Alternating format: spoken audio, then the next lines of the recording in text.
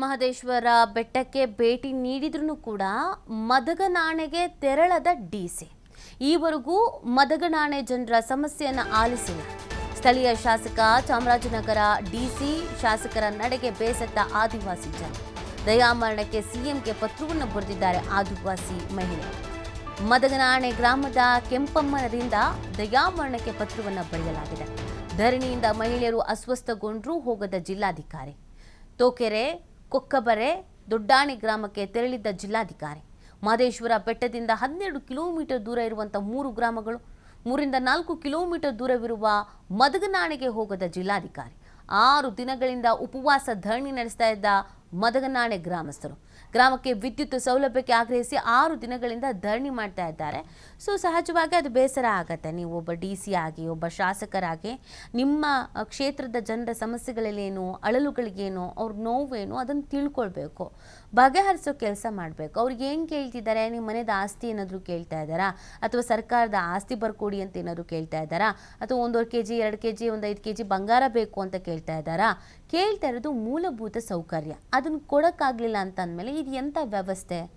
ಇದಕ್ಕೆ ಯಾಕೆ ಬೇಕು ಎಲೆಕ್ಷನು? ಇದಕ್ಕೆ ಯಾಕೆ ಬೇಕು ಜನಪ್ರತಿನಿಧಿ? ಇದಕ್ಕೆ ಯಾಕೆ ಬೇಕು ಅಧಿಕಾರಿಗಳು? ಬೇಡ ಬಿಡಿ, ಅನ್ಯಾಯ ಅಲ್ವಾ, ಮೋಸ ಅಲ್ವಾ? ಕರೆಂಟ್ ಇಲ್ಲದೆ, ನೀರಿಲ್ಲದೆ ನೀವು ಬದುಕ್ಬಿಡ್ತೀರಾ? ನೀವು ಇದ್ದು ಬಿಡ್ತೀರಾ? ಏನು ಕೇಳ್ತಿದ್ದಾರೆ ಅವರು? ಮೂಲ ಸೌಕರ್ಯ ತಾನೆ, ಕೊಡ್ಲಿಕ್ಕೆ ಏನು? ಆಯಿತು, ತಡ ಆಗತ್ತಾ, ಸಮಯ ಬೇಕಾ? ಹೋಗಿ ಮಾತಾಡಿ, ಸಮಾಧಾನ ಮಾಡಿ. ಕುತ್ಕೊಂಡು ಮಾತಾಡೋದ್ರಿಂದ ಏನು ಸಮಸ್ಯೆ ನಿಮಗೆ? ಅಲ್ಲೇ ಹತ್ರಕ್ಕೆ ಹೋಗ್ತೀರಾ, ಅಲ್ಲಿಂದ ಒಂದು 10-12 ಕಿಲೋಮೀಟ್ರ್ ಹೋಗೋಕ್ಕಾಗಲ್ಲ ಅಂತಂದರೆ ಇದು ನಿರ್ಲಕ್ಷ್ಯ ಅಲ್ವಾ? ಇದು ಸೋಂಬೇರಿತನ ಅಲ್ವಾ? ಇದು ತಾತ್ಸಾರ ಅಲ್ವಾ? ಇದು ಮೋಸ ಅಲ್ವಾ? ಇದು ಅನ್ಯಾಯ ಅಲ್ವಾ? ಅವ್ರು ಕೇಳ್ತಿರೋದ್ರಲ್ಲಿ ತಪ್ಪೇನಿದೆ? ಖುದ್ದಾಗಿ ಸಿಎಂ ಪತ್ರ ಬರೆದಿದ್ದಾರೆ, ಈಗ ನಮ್ಗೆ ಅನ್ಯಾಯ ಆಗ್ತಾ ಇದೆ ಅಂತ. ನಿಮ್ಮ ಮನೆಗೆ ಇಲ್ಲ ಸರ್, ಅದು ನಮಗೆ ಕರೆಂಟ್ ಇಲ್ದಿರ್ತದ ನೀಡಿನಿ ಸರ್. ಯಾವಾಗ ಇಲ್ಲ? ಈಗ ನಮ್ಗೊಂದು 30-40 ವರ್ಷದಿಂದ ಏನು ನಮ್ಗೆ ಸೌಲಭ್ಯ ಇಲ್ಲ. ಈಗ ಇವು ಆದಿವಾಸಿಗಳಿಗೆ ರೋಡ್ ಮಾಡ್ತೀವಿ ಮಾಡಿ ಕರೆಂಟ್ಗಳು ಬೇರೆ ಬಾಲ್ಗಂಟ ಬಿಟ್ಟು ಅದು ಅಲ್ಲಿ ಆಫ್ ಮಾಡ್ಬಿಟ್ರಿ. 2 ವರ್ಷ ಆಯ್ತು ಮಾಡಿ. ಅದಕ್ಕೆ ಬರ್ದಿದ್ಕ ನಾವು 2 ವರ್ಷದಿಂದ ಕರೆಂಟೇ ಇಲ್ವಾ ನಿಮ್ಮ ಮನೆಗೆ? ಇಲ್ಲ ಸರ್, ಅದಕ್ಕೆ ಧರಣಿ ಹೊಡಿದ. ಮುಖ್ಯಮಂತ್ರಿಗಳಿಗೆ ಏನಂತ ಲೆಟರ್ ಮಾಡಿ ಇದ್ ಮಾಡಿದ್ದಾರೆ? ಕರೆಂಟು ಇಲ್ಲ, ಮಕ್ಕಳಿಗೆ ಸ್ಕೂಲ್ ಹೋದ್ಮೆ ಅಂದ್ರೆ ಒಂದು ವ್ಯವಸ್ಥೆ ನಾವಿಲ್ಲ. ಆಮ್ಯಾಕ ನೀರ್ ಕುಡಿಮೆ ಅಂದ್ರೆ ನೀರಿಲ್ಲ. ಆಮ್ಯಾಕ ರೋಡ್ ರಸ್ತೆ ಚೆಂದಾಗಿಲ್ಲ. ನಮಗ್ ಬೇರೆ ಹರ್ಕೊಂಡು ಅಲ್ಲಿ ಮೊಮ್ಮಕ್ಳ ಓದುದ ನೋಡಿ ನಾವು ಆಸೆ ಕಳ್ಕೊಂಡ್ ನೋಡ್ದ ಇಲ್ಲ. ಈಗ 6 ದಿನದಿಂದ ಧರಣಿ ಹೊಡಿಮಿ, ಅದಕ್ಕೂ ನಮ್ಗೆ ಯಾರು ಸೌಲಭ್ಯ ಬಂದು ಹೇಳೂರೇ ಇಲ್ಲ. ಅದಕ್ಕೆ ನಾವ್ ಯಾಕೆ ಹಿಂಗ್ ಉಸಿರು ಮಾಡ್ಕೊಳ್ಬೇಕು? ಇಷ್ಟೆಲ್ಲ ಮಾಡಿವೆ ಹಂಗೇನ್ ಬಿಡ್ತಾ ಸತ್ತೋದ್ರತ ಮೇಲು ಹಿಂಗಿರೋಗಿಂಟ ಇನ್ನು ಆನೆಗಳು ಬೇರೆ ಬಂದು ಕಾಟ ಕೊಡ್ತವೆ. ಅದ ನೋಡ್ ಮುಂದ್ರು ಬಿಳಕಿಲ್ಲ. ಇತ್ತಾಗ ಹುಲಿ ಕಿರ್ಬ ಇಂಥದ್ದೆಲ್ಲ ಬಂದವನು ಇಲ್ಲಿ ಸೊಬ್ಬುತ ಮಾಡ್ತವೆ. ಅದಕ್ಕೂ ಕರೆಂಟ್ ಇಲ್ಲ. ಅದಕ್ಕೆ ಎಲ್ಲರಿಗೂ ಹೇಳಿ ಸಾಕಾಗ ಮಾಹಿತಿ ನೀಡ್ತಾರೆ ನಮ್ಮ ಪ್ರತಿನಿಧಿ ಸುಂದರ್. ಇದೀಗ ಇವ್ರು ಹೇಳ್ತಾ ಇರೋದ್ರಲ್ಲೂ ಒಂದು ನ್ಯಾಯ ಇದೆ ಅಲ್ವಾ? ಅಲ್ಲಿವರೆಗೂ ಬರುವಂಥ ಡಿಸಿ ಶಾಸಕರು ಇಲ್ಲಿವರೆಗೂ ಬರಲಿಲ್ಲ ಅಂತಂದರೆ ಏನು ಕತೆ ಇದು? ಯಾಕಿಷ್ಟು ತಾತ್ಸಾರ? ಹೌದು ನೀತಿ, ಏನಂತ ಹೇಳಿದ್ರೆ ಕಳೆದ 1 ವಾರದಿಂದ ವಿದ್ಯುತ್ ಸೌಲಭ್ಯಕ್ಕೆ ಆಗ್ರಹಿಸಿ ಮಲೆಮಹದೇಶ್ವರ ಬೆಟ್ಟದಲ್ಲಿರುವಂತಹ ಮೆದಗನಾಣೆ ಗ್ರಾಮದ ಆದಿವಾಸಿಗಳು ಮತ್ತೆ ಆದಿವಾಸಿ ಸಮಿತಿಯ ಸದಸ್ಯರು ಅಹೋರಾತ್ರಿ ಉಪವಾಸ ಧರಣಿ ನಡೆಸ್ತಾ ಇದ್ದಾರೆ. ಧರಣಿಯ 2ನೇ ದಿನ ಗಿರಿಪಂದಪ್ಪ ಅನ್ನೋ ವ್ಯಕ್ತಿ ಅಸ್ವಸ್ಥರಾಗ್ತಾರೆ. ಅಸ್ವಸ್ಥರಾದಂತ ಗಿರಿಪಂದಪ್ಪ ಅವ್ರನ್ನ ಡೋಲಿ ಕಟ್ಕೊಂಡು ಮಲೆಮಹದೇಶ್ವರ ಬೆಟ್ಟದಲ್ಲಿರುವಂತ ಪ್ರಾಥಮಿಕ ಆರೋಗ್ಯ ಕೇಂದ್ರಕ್ಕೆ ಕರೆದೊಯ್ಯುವಂತ ಕೆಲಸ ಮಾಡ್ತಾರೆ.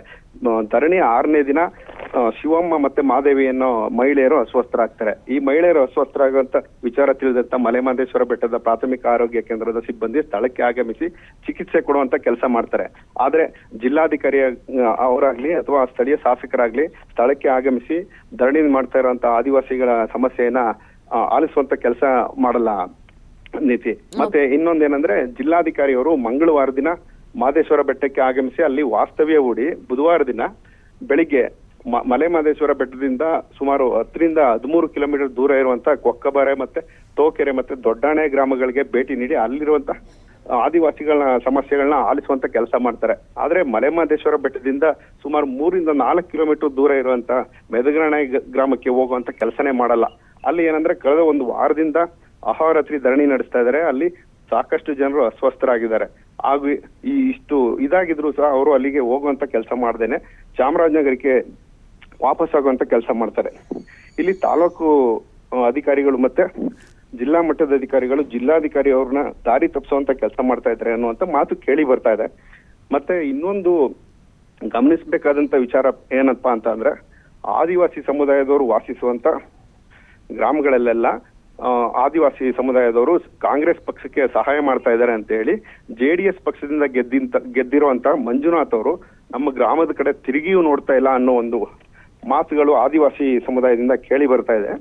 ಮತ್ತೆ ಈ ಒಂದು ಉದ್ದೇಶದಿಂದ ಇವರು ಆದಿವಾಸಿ ಸಮುದಾಯದವರು ನಮ್ಗೆ ಸರ್ಕಾರ ಸೌಲಭ್ಯ ಕೊಡ್ಲಿಲ್ಲ ಅಂದ್ರೆ ನಮ್ಗೆ ದಯಾಮರಣರು ಕಲ್ಪಿಸ್ಲಿ ಅನ್ನೋ ಒಂದು ಮಾತನ್ನ ಹೊರ ಹಾಕ್ತಾ ಇದ್ದಾರೆ. ಈ ಹಿನ್ನೆಲೆಯಲ್ಲಿ ಕೆಂಪಮ್ಮ ಎನ್ನುವಂತ ಮಹಿಳೆ ನಮ್ಗೆ 79 ವರ್ಷದಿಂದ ನಾವು ಕತ್ಲಲ್ಲಿದ್ದೀವಿ, ನಮ್ಗೆ ವಿದ್ಯುತ್ ಸೌಲಭ್ಯ ಇಲ್ಲ, ಹೀಗಾಗಿ ನಮ್ಗೆ ಮತ್ತೆ ಈಗಲೂ ಕತ್ಲಲ್ಲೇ ನಾವು ಕಾಲ ಕಳೀತಾ ಇದೀವಿ, ನಮ್ಗೆ ವಿದ್ಯುತ್ ಸೌಲಭ್ಯ ಕೊಡ್ಲಿಲ್ಲ ಅಂತ ಹೇಳಿದ್ರೆ ನಮ್ಗೆ ದಯಾಮರಣನಾದ್ರು ಕಲ್ಪಿಸ್ಲಿ ಸರ್ಕಾರ ಅಂತ ಹೇಳಿ ಮುಖ್ಯಮಂತ್ರಿ ಸಿದ್ದರಾಮಯ್ಯ ಅವರಿಗೆ ದಯಾಮರಣ ಕೋರಿ ಪತ್ರ ಬರೆಯುವಂತ ಕೆಲಸ ಮಾಡಿದ್ದಾರೆ ನೀತಿ. ಓಕೆ, ಥ್ಯಾಂಕ್ ಯು ಸುಂದರ್ ತಮ್ಮ ಡೀಟೇಲ್ಸ್ಗೆ.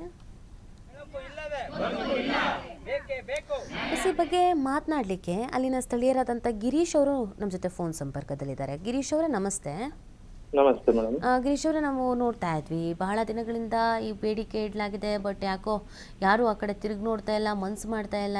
ಏನು ಸಮಸ್ಯೆ ಆಗಿದೆ, ಯಾಕೆ ಇಷ್ಟು ನಿರ್ಲಕ್ಷ್ಯ ವಹಿಸ್ತಾ ಇದ್ದಾರೆ ಅಂತ? ಅದೇ ಮೇಡಮ್, ಅಲ್ಲಿ ರಸ್ತೆ ಸಮಸ್ಯೆ ಇದೆ ತುಂಬಾ. ಓಕೆ. ಮತ್ತೆ ಅಲ್ಲಿ ವಿದ್ಯುತ್ ಸಮಸ್ಯೆ ಇದೆ, ಕುಡಿಯೋ ನೀರಿನ ಸಮಸ್ಯೆ ಇದೆ.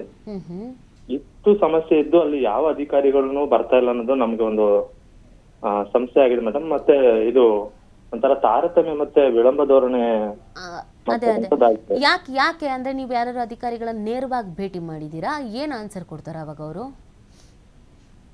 ಮೇಡಮ್, ಅಧಿಕಾರಿಗಳು ಬಂದಿದ್ರು ಮೇಡಮ್. ಅಂದ್ರೆ ನಾವು ಅಲ್ಲಿ ಸ್ಥಳದಲ್ಲಿ ಇದ್ದಾಗ ಮೇಡಮ್, ಅದೇ ಸ್ಥಳದಲ್ಲಿ ಅಧಿಕಾರಿಗಳು ಬಂದಿದ್ರು, ತಹಸೀಲ್ದಾರರು ಮತ್ತೆ ಜಿಲ್ಲಾ ಪರಿಶಿಷ್ಟ ವರ್ಗಗಳ ಅಧಿಕಾರಿಗಳಾದಂತ ಬಿಂದೆ ಮೇಡಮ್ ಅವರು ಬಂದಿದ್ರು. ಬಂದು ನಾವು ಮಾಡ್ಕೊಡ್ತೀವಿ ಅಂದ್ರೆ ಪ್ರೈವೇಟ್ ಪೋರ್ಟಲ್ ಇದೆ, ಇನ್ನೂ ಬಂದಿಲ್ಲ, ಸ್ಟೇಟ್ ಅಲ್ಲಿ ಇದೆ, ಸ್ಟೇಟ್ ಇಂದ ಇನ್ನೂ ತಗೊಂಡಿಲ್ಲ ಅಂತ ಹೇಳ್ತಿದ್ದಾರೆ ಮೇಡಮ್. ಈ ತರ ಕಾರಣ ಹೇಳ್ತಿದ್ದಾರೆ.